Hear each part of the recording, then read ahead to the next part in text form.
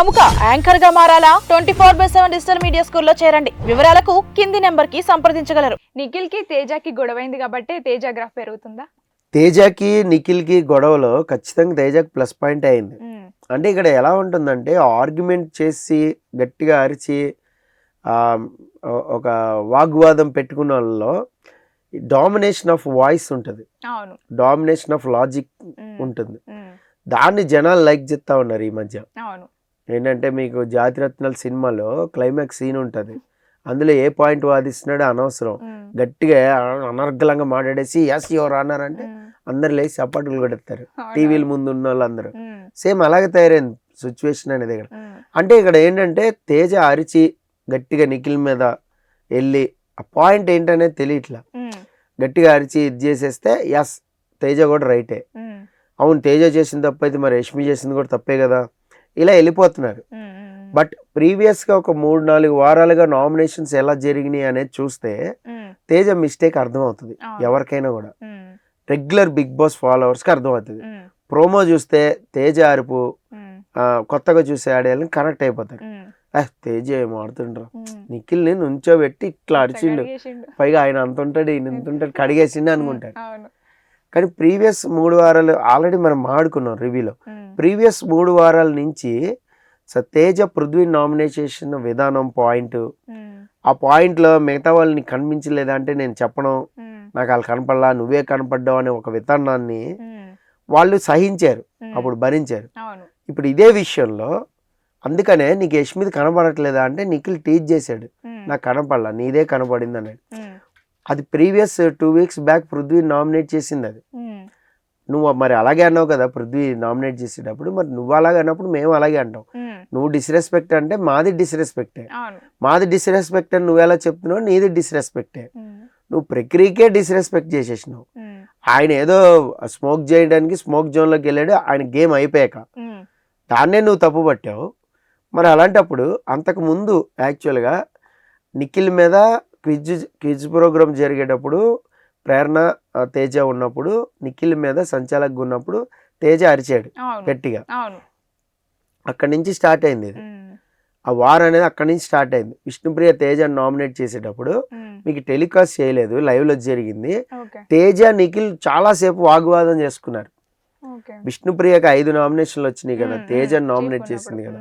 Teja nominate చేసినప్పుడు Teja versus Nikhil అయింది అక్కడ నామినేషన్. విష్ణుప్రియ చాలాసేపు సైలెంట్గా ఉంది. ఆ సంచాలక్ మీద అరిచినందుకు ఎందుకు అరిచాను అనే ఒక లాజిక్ కవర్ కోటింగ్ అంటారు కదా, అది చెప్పాడు. ఇప్పుడు నేను అరిచాను, సరే ఓకే అరిచా, ఐఎమ్ వెరీ సారీ, ఆ టైంలో నాకు ఏం చేయాలో అర్థం కాల అందుకని అరిచాను, నువ్వు ఆన్సర్ చెప్పేస్తావని భయం వేసింది.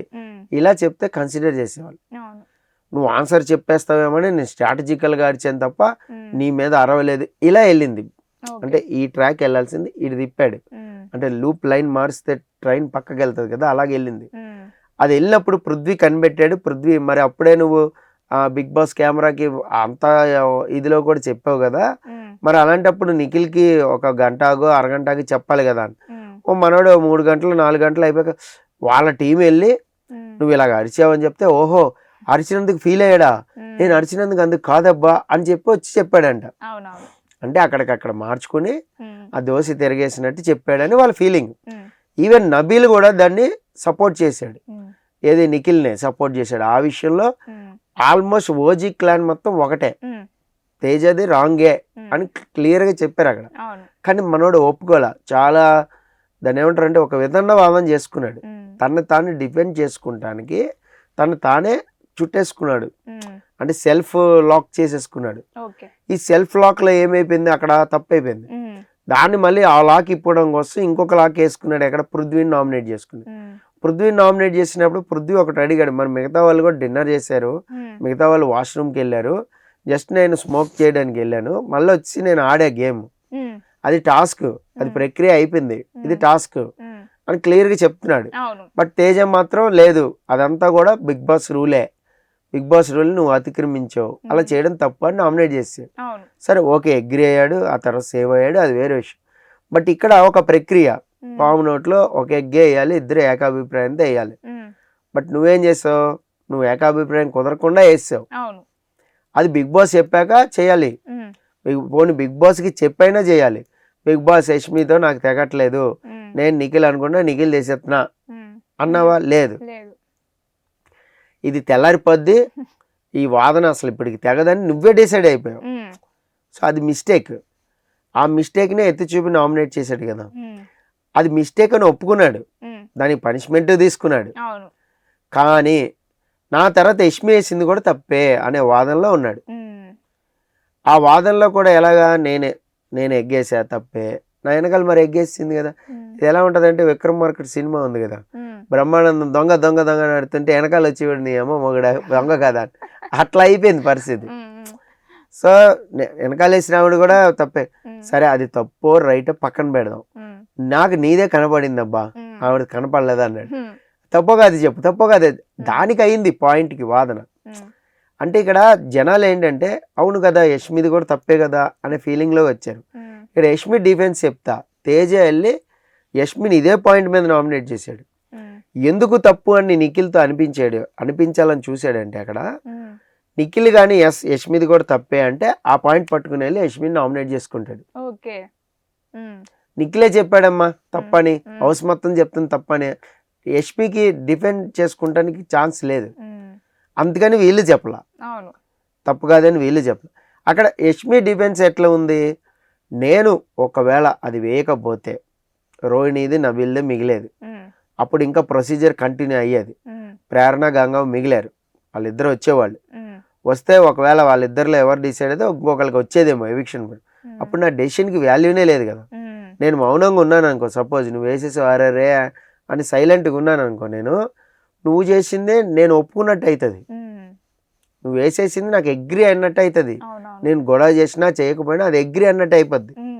బిగ్ బాస్ కంటిన్యూ చేసేస్తాడు. సో అందుకని నేను బ్రేక్ చేయడానికి చేశాను. ఆ అమ్మాయి వాదన ఆ అమ్మాయికి ఉంది. సో మనోడు ఇంకొక లాజిక్ ఏంటంటే, నువ్వు వీకెండ్ నబిల్ని సపోర్ట్ చేసినావు ఎవిక్షన్ ప్రీపాస్కి చేసినప్పుడు, మరి నువ్వు అప్పుడే నబిల్ని సపోర్ట్ చేస్తుంటే మన ఇద్దరం కలిసి నిఖిల్ తీసేవాళ్ళం కదా, ఇది ఆయన ఫీలింగ్. ఆ అమ్మాయి అంటది నేను నిఖిల్ ఎట్లా తీస్తా, నేను ఆ టైంలో ముగ్గురు ఉన్నారు, నిఖిల్ నబిల్ రోహిణి కంటే బెటర్గా ఆడారు, తీస్తే రోహిణి తీస్తా కానీ నిఖిల్ ఎట్లా తీస్తా తీను అన్నాడు. మరి నిఖిలే వద్దంటున్నాడు కదా, నిఖిల్ వద్దంటున్నప్పుడు నిఖిల్ తీసేయాలి కదా అనే తేజ వాదన అనుకుందాం. సో తేజ ఫ్యాన్స్ కూడా వినండి క్లియర్, తేజ వాదన అనుకుందాం.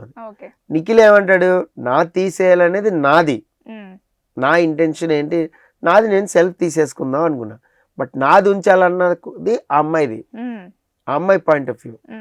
ఆ అమ్మాయి కానీ యష్మి కానీ హరితేజ కానీ ఈవెన్ ప్రేరణ ఎల్లుంటే వీళ్ళకి నిఖిల్ ఉంచాలని ఉంది, వాళ్ళ గేమ్ నేనేలాగా ఆడతా, నాది నేను వదిలేసుకుందాం అనుకున్నా, అది నా గేమ్, నేను వెళ్ళినప్పుడు అదే చెప్పా, నాది నేనే వేసేసుకుందాం అనుకున్నా, ఎందుకంటే నాకు నేను వాడుకోను, నేను వేరే వాళ్ళకి వాడతానని క్లియర్గా చెప్పా. అందుకని వాళ్ళకి వాడతానేమో అని నన్ను చేయొచ్చు కదా, నన్ను సేవ్ చేయొచ్చు కదా. ఇప్పుడు యష్మి చేసింది నిఖిల్కి ఒకవేళ వస్తే నన్ను సేవ్ చేస్తాడు అనుకోవచ్చు. ఇది పాయింట్ డైరెక్ట్గా చెప్పి ఆడుంటే బాగుండేది. అక్కడ వీళ్ళందరూ దొంగలేనట్టు దొంగ తిరుగుడుగా ఆడారు, అందుకని కవర్ కోటింగ్లు వేసుకోవాల్సి వస్తుంది. డైరెక్ట్గా యష్మి స్ట్రైట్ ఫార్వర్డ్ కదా, నిఖిల్ని నేను సేవ్ చేస్తే ఎగ్ని లేదా నబిల్ని, రేపు నేను డేంజర్ జోన్లో ఉంటే నన్ను సేవ్ చేయడానికి ఎవిక్షన్ ప్రీపాస్ వాడే ఛాన్స్ ఉంది, ఏమో మేబీ వాళ్ళకి బుర్రలో పుడితే వాడతారేమో చెప్పలేను. అందుకే నేను నా సెల్ఫ్ ఆడుకుంటున్నాను, ఎందుకంటే నా ఎగ్గేలాగా పోయింది కదా, నా ఎగ్గేలాగా పోయింది, నాకు ఎవిక్షన్ ప్రీపాస్ రాదు, బట్ నా మీద వాడే వాళ్ళు ఎవరు ఉన్నారో వాళ్ళని సేవ్ చేసుకుంటా ఇలా ఆడితే అయిపోద్ది గేమ్, స్ట్రైట్గా ఆడితే అయిపోద్ది. దాన్ని డొంక తిరుగుడు చేసుకున్నారు. సపోజ్ అక్కడంటే తేజ ఎందుకు అరిచాడు నిఖిల్ మీద అనేది, సో తేజ అరవడం వల్ల గ్రాఫ్ అనేది ఒక point of view, certain people ఉంటారు, ఇందాక చెప్పాను కదా, పాయింట్ ఏంటనేది చూడరు, అరవడం, domination voice, so what ever logic, వారే భలే లాజిక్ పట్టే లాయర్ లాగా వాళ్ళకి నచ్చి ఓట్లో ముందుకు పంపిస్తారు. బట్ ఏంటంటే ఈ ఒక్క వారమే అవ్వచ్చు, మేబీ అది నెక్స్ట్ వారం ఉండకపోవచ్చు, ఆ నెక్స్ట్ వారం ఉండకపోవచ్చు. ఇప్పుడు సింపతి కొద్దిగా వర్కౌట్ అవుతుంది, ఫ్యామిలీ రావట్లేదు అనేది వర్కౌట్ అవుతుంది, ఇంకా బిగ్ బాస్ ఈ రోజు ప్రొలాంగ్ చేస్తే ఇంకా ముందుకు వెళ్ళొచ్చు. సో ఇదంతా సినారియో ఉందన్నమాట. అందుకని మేబీ నిఖిల్తో గొడవ వల్ల తేజ గ్రాఫ్ అనేది పెరుగుతుంది. Okay sir.